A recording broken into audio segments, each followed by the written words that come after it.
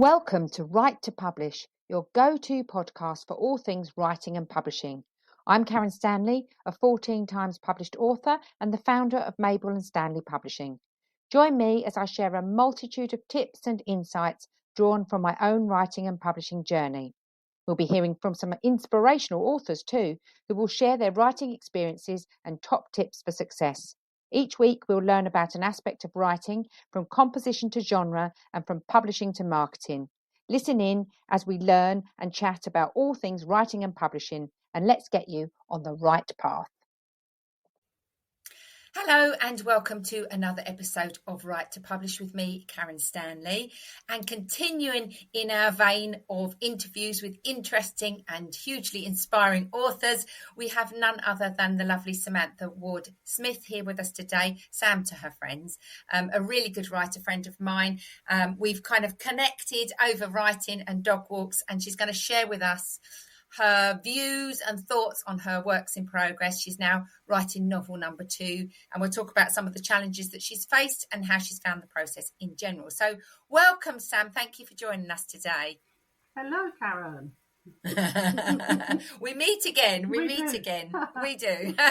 We seem to meet on Zoom more than we meet in person these days, just because. Yeah. Life in general is a tiny bit busy, bit hectic at the moment. So you've written Tower of Vengeance, haven't you? Do you want to explain to people a little bit? So those of them are watching on the YouTube videos will have seen that. Do you want to explain a little bit about your book, just briefly, what it's about? Yeah, so Tower of Vengeance is set in the 13th century in the Tower of London, and it tells the story of Maud de Mandeville, and she is imprisoned in the tower for rejecting King John's advances. And without giving too much away, because it's a well-known fact that she was poisoned by an egg. So, this is a well-known historical story at the tower. And so I took her as my inspiration and thought, well, what would happen if she does deal with the devil and comes back to avenge her death and also to protect her son? Her son is fictional, by the way. And so that was where it all began. So it tells the trials and tribulations of Maud and her son, who turns up at the tower pretending to be someone else. And he ends up in the ale house. So it all kicks off from that moment when she does the deal with the devil. A cautionary tale. Don't eat eggs when imprisoned in the Tower of London. The message from this story is, and maybe sandwiches will now be and maybe don't live in 13th century England, especially if you're a woman. Not keen on kings. So, you've, joking aside, you've been writing. How long did this book take you to write, would you say? It took me far too long, I think. I started thinking about it years ago so I volunteer at the Tower of London, and I have been for 13 years.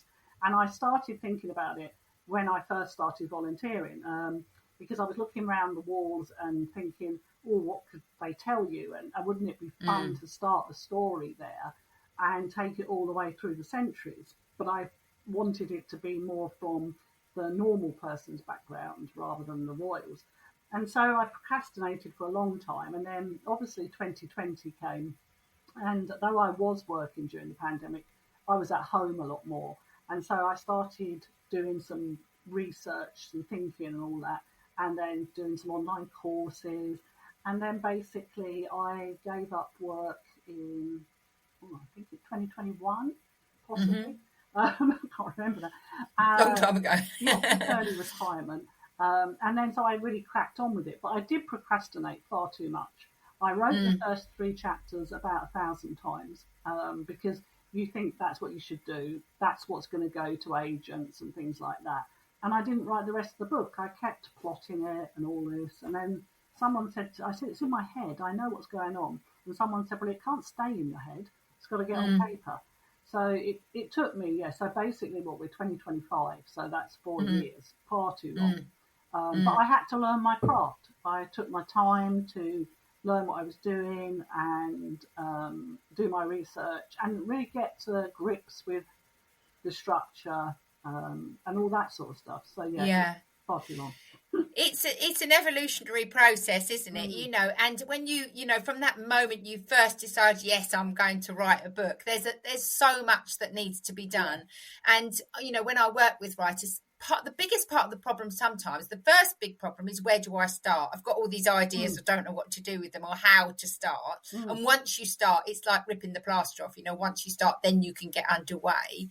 But the other thing is, you know, that letting go of perfection is quite tricky, isn't it? But if you don't, you just keep tripping yourself up and up and up, and you're getting sort of deeper and deeper into this kind of ever decreasing cycle of going down and down and down. So at some point, you've just got to literally commit what you know to paper, and the edit. We'll talk about editing in a little while, because that's, you know, a massive part of the process. But yeah, it is just about getting it down. And you and I have talked a little bit about, you know, there can be this tendency to make sure your first 3 chapters are amazing, because perhaps you want to submit to agents and they want a, you know, 3 chapter synopsis, but then you run the risk of the rest of the book not being as good, anywhere as good as the first 3 chapters, or very sort of at odds with the first 3 chapters, because they're not written in the same way, don't you think? Yeah, because I was, you know, as I said, I was really sort of hung up on the first 3 chapters. And I follow Marion Keyes on social media, and she was like, don't do that. Do not. Just keep polishing those first 3 chapters. I mean, she didn't say it to me personally, obviously. No, shouted at you. But she was saying that, because people were asking about advice, and she said, you really just get on with the first draft. Come back to everything later, but just crack on. And I do that now. So with the second book, that's what I did. I just cracked on. And then once you've got the whole thing, you can polish it away. But you're right. If you get hung up on those first 3 chapters, you never get on with the rest of the book. And yeah, you're right. The first 3 chapters can be amazing. And then you're suddenly having to write 70,000 words in a hurry. Because even if you do submit to agents, you need to have the full manuscript ready. Because if you do get lucky enough for them to request a full, if you've only done the 3 chapters and you've got an agent actually interested and you haven't got those words ready, you've just blown your chance. You know, you've blown any chance of getting your book in front of them.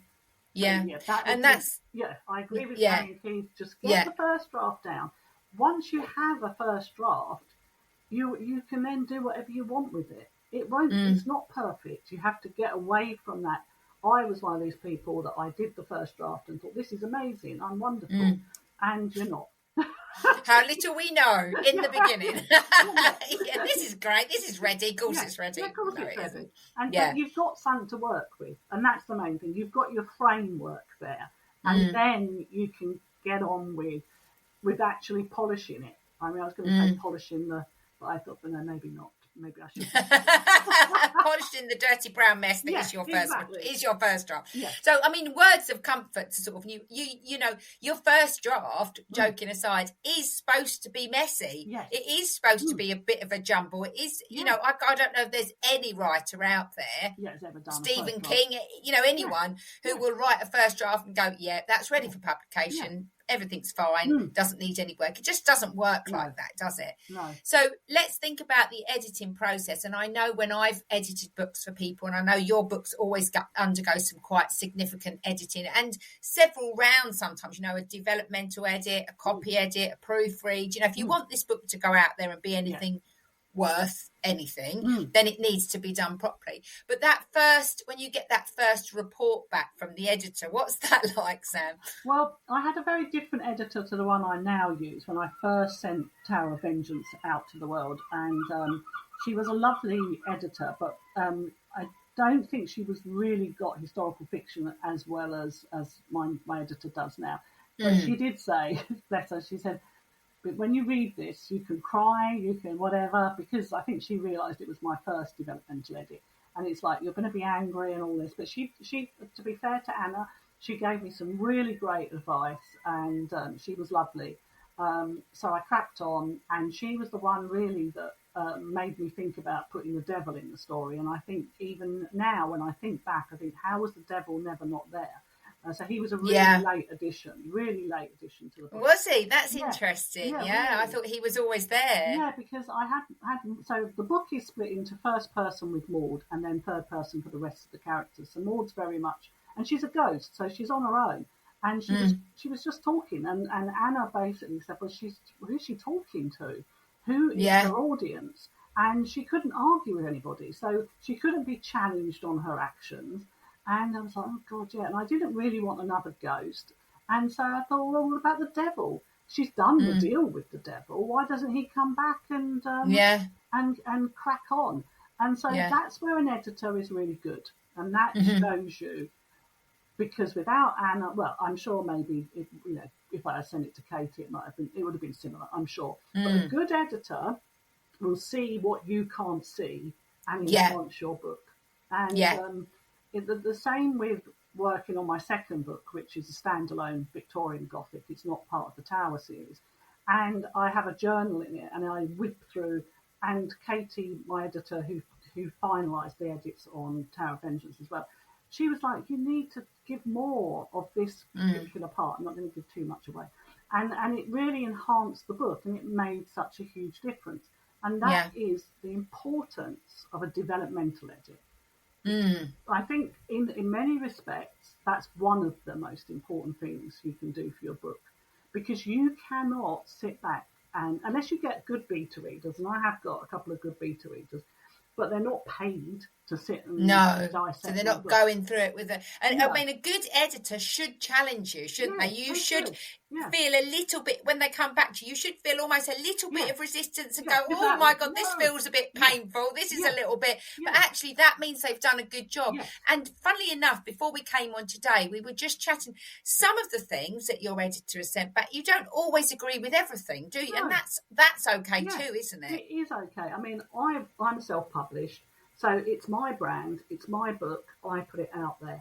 So I'm not being challenged by a publisher who's telling me that if I don't make these changes, I don't know. I've never worked with a publisher, but I know they have a lot more control because they're obviously paying for your book. So, you do have to listen to them. So I can make those decisions. So, and I think that's important, that you can see the difference between what will work and what you think doesn't work. And that's because you have your vision, and they don't live with your book as much as you do. So you have to go through it with a fine-tooth comb with what they're saying. And then when you get to the copy line edit, again, you have to go through it. You can't just accept it. I mean, I've found a couple of line edits where she's got the completely wrong end of the stick. And so it's like, but why has she got the wrong end of the stick? Exactly. I was just going to say that, because sometimes it's really easy. You know in your head what you've written. It makes perfect sense to you. You're like, well, I understand that. But actually, if someone's got the wrong end of the stick, that means you haven't explained it in a way that is clear. It's clear to you, but it's not clear to them. So all of those things, you have to have quite broad shoulders, don't you? A bit of a thick skin, all of those analogies. And you have to really, becoming a good writer is massively about being able to take feedback on board, responding to constructive criticism. But interestingly as well, it's what you said as well. You've now got an editor who you really trust. So it's all very well responding to feedback and criticism, but it needs to come from a place of authority, someone who's got actually the qualifications to give you that feedback, not necessarily, but that has got the credibility to do that. An opinion that you trust. And like you say, for example, I wouldn't probably do a developmental edit on a book, a sci-fi genre, because it's not my bag. I could tell you whether it's well written. I could do the line editing and the proofreading and all that. But I don't, sci-fi leaves me a bit cold. It bores me a little bit. It's just not my bag. I can appreciate good writing, but it's not my bag. Sci-fi films, I just don't get them. So I'm not going to be the best person to advise on plot and story arc, because it's, we've talked about this a lot before. A rom-com, for example, will have a very specific, boy meets girl, girl hates boy, boy's a bit of a jerk, boy does something redeeming, they fall in love, and you know she leaves the one she's you know there's a script, isn't there? The same as, you know, slightly different, but historical fiction, you know, there's lots of elements of that genre that have to be in place for the reader to go, yeah, this is what I want from historical fiction. Same as sci-fi, same as, you know, so it's really important that feedback and that critique comes from someone who's actually in a place to give it. Would you agree? And sometimes you do have to you do have to test out a couple of editors. You know, it's not that the you know, Anna was not the right editor. She gave amazing feedback, but I just didn't connect. And so when I found Katie, and Katie had edited a book I really had enjoyed, The Rebels by Stacey Thomas, which is historical fiction. And she, you know, and so Katie Seaman is a freelance editor now.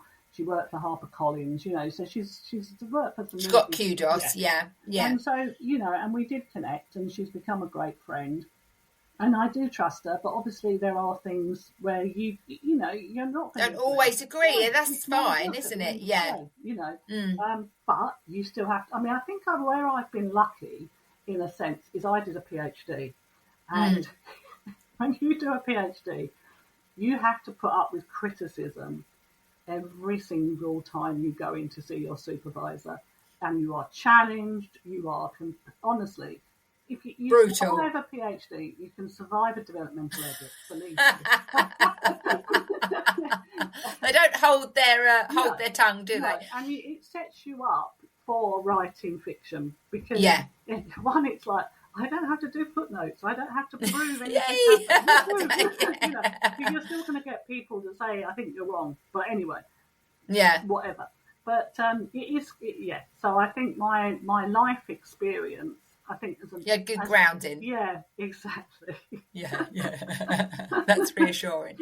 So, and we just briefly, you know, we sort of not got loads of time, but briefly, you did query agents, didn't you? And you thought about the traditional publishing route, which I've talked about this lots. You know, it's not for the faint of heart. You have to query a lot. You have to deal with a lot of rejection. The chances of you getting a deal if you're not famous or got a big following are slim, you know, and you know, there's nothing wrong with pursuing that, but whether it's not the holy grail, and it's not the path it once was. It's you know, it's not as sort of all encompassing. So you decided to self-publish, obviously, with Mabel and Stanley. So you had that hybrid method where you got support to do that. Do you want to just talk just really briefly about, you know, why you chose to do that in the end, and how that worked for you? Yeah, so I thought, I'll go traditional, because I had no idea. I didn't know the book market. I didn't know any of this. I didn't know the things like that. It's a minefield. And so I did query. I didn't query masses, but I think the problem with Tower of Vengeance, the feedback I got was it was too historical, in the sense that it was the 13th century and not the Tudors and the Stuarts. The Tudors, obviously, if I'd have written a Tudor, I might have got there, or World War II's popular. And this is what I say, just interjecting quickly, you know, publishers are run much more by the marketing department now, and not the editorial department. Exactly. It's about what's saleable. So then you're not even really getting a very fair crack of the whip. Fiction as well is out of fashion in many respects. Yeah. You've got crime, cozy crime, fantasy, and romantasy. So and I was told something that there was 350 historical fiction books published last year, and only 100 of those got 1,000 sales per book. Right. You know, so you're up against a market. And so I had this. I had one agent say to me, it was too much of a coincidence that all these things happened in the Tower of London. And I'm like thinking, seriously, have you been to the Tower of London? And so I got to the point where I was just like, I just can't be, you know, I'm too old for all this stuff. If I want to publish this book, I'm going to have to do it myself. I know someone that got an agent 2 years ago, October. Yeah. That book's nowhere. That's the thing. You know, I've not seen any updates from her. She's still got the agent, but where's the book? So in that time, I published Tower of Vengeance. It was top 4. It was number 4 in the medieval fiction charts on its launch. It still gets good reviews. People enjoy it. I haven't had anybody say anything negative so far. I'm sure it will come. Yeah, you have to still. That's a whole nother episode. And it's doing steady. It's not setting the world on fire, but it's out there. It's selling, and there's an audience. So happy days. And you've got to make your choice. You either hold out to maybe get that deal, or you could crack on and find someone like Karen who will support you and who is bona fide and not one of these scammers and all this. It's difficult. Make sure you do your research on who you're going to use to help you. Same with editors, proofreaders. If they are really cheap, there's a reason. Just to be clear, if they're really expensive, that's another kettle of fish. You need to find the middle ground. Do your research. Yeah.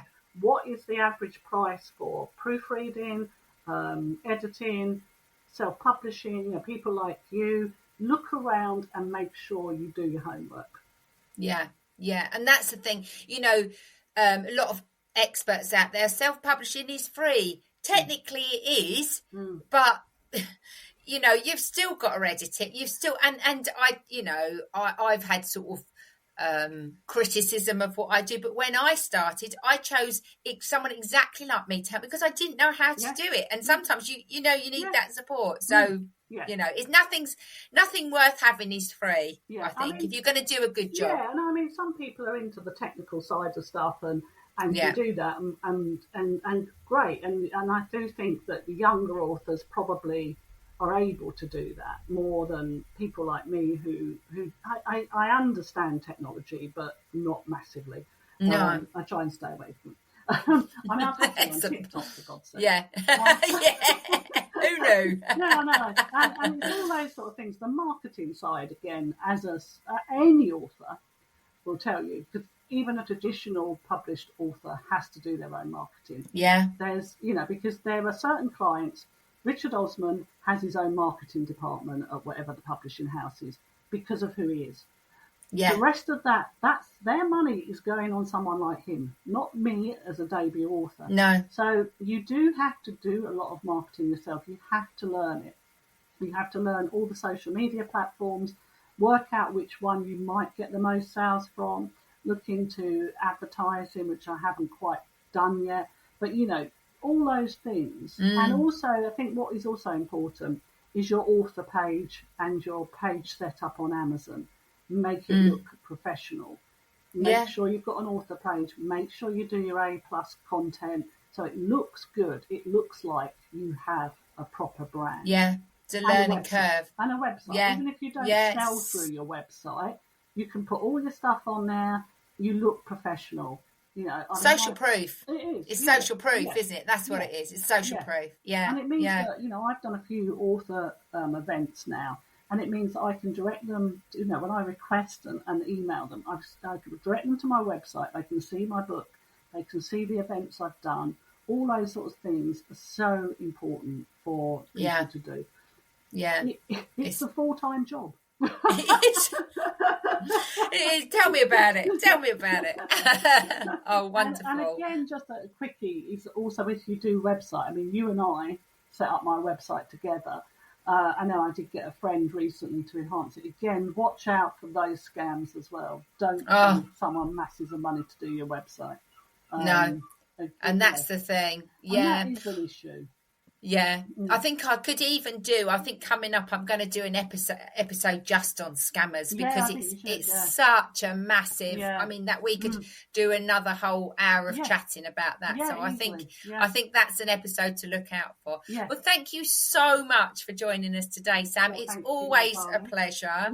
And if you want to read Sam's book, it's called Tower of Vengeance even, and it's available on Amazon. It's a great read. Sam's a great writer. And we've got Ravenscourt. Is it coming soon? When's that? That's due out sort of end of October time, isn't it? Yeah, that's a Victorian Gothic.